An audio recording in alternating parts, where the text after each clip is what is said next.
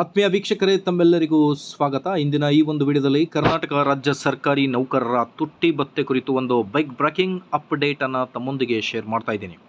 ವೀಕ್ಷಕರೇ, ಬನ್ನಿ ಹಾಗಿದ್ದಲ್ಲಿ ವಿಡಿಯೋದಲ್ಲಿ ಏನಿದೆ ಅಂತ ಡೀಟೇಲ್ ಆಗಿ ನೋಡ್ತಾ ಬರೋಣ. ಕರ್ನಾಟಕ ರಾಜ್ಯ ಸರ್ಕಾರಿ ನೌಕರರಿಗೆ 2.5% ತುಟ್ಟಿ ಭತ್ಯೆ ಜಾರಿ ಕುರಿತು ಬಹಳಷ್ಟು ಇನ್ಫಾರ್ಮೇಷನ್ ಅನ್ನು ಕೂಡ ನೀವು ನೋಡ್ತಿರ್ಬೋದು.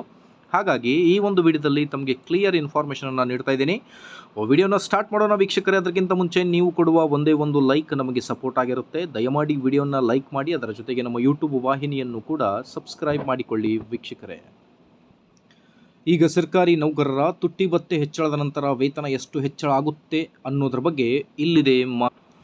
ಇದರ ಜೊತೆಗೆ ಎಷ್ಟು ಸರ್ಕಾರಿ ನೌಕರರು ಮತ್ತು ಪಿಂಚಣಿದಾರರು ಲಾಭ ಪಡೆಯಲಿದ್ದಾರೆ ಅನ್ನೋದ್ರ ಬಗ್ಗೆಯೂ ಕೂಡ ಒಂದು ಬಿಗ್ ಬ್ರೇಕಿಂಗ್ ಅಪ್ಡೇಟನ್ನು ತಮ್ಮೊಂದಿಗೆ ಶೇರ್ ಮಾಡ್ತಾ ಇದ್ದೀನಿ ವೀಕ್ಷಕರೇ. ಸೊ ವಿಡಿಯೋನ ಸ್ಟಾರ್ಟ್ ಮಾಡೋಣ. ಮೊದಲಿಗೆ ಕೇಂದ್ರ ಸರ್ಕಾರಿ ನೌಕರರಿಗೆ 3% DA.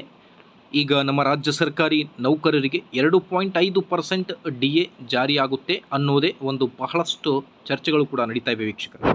ಜನವರಿ 1, 2025ರಿಂದ ಪೂರ್ವನ್ವಯವಾಗುವಂತೆ 1.50% ವರ್ಷದ ಮೊದಲನೆಯ ತುಟ್ಟಿ ಭತ್ಯೆ ಕರ್ನಾಟಕ ರಾಜ್ಯ ಸರ್ಕಾರಿ ನೌಕರರು ಕೂಡ ಜಾರಿಯಾಗಿತ್ತು.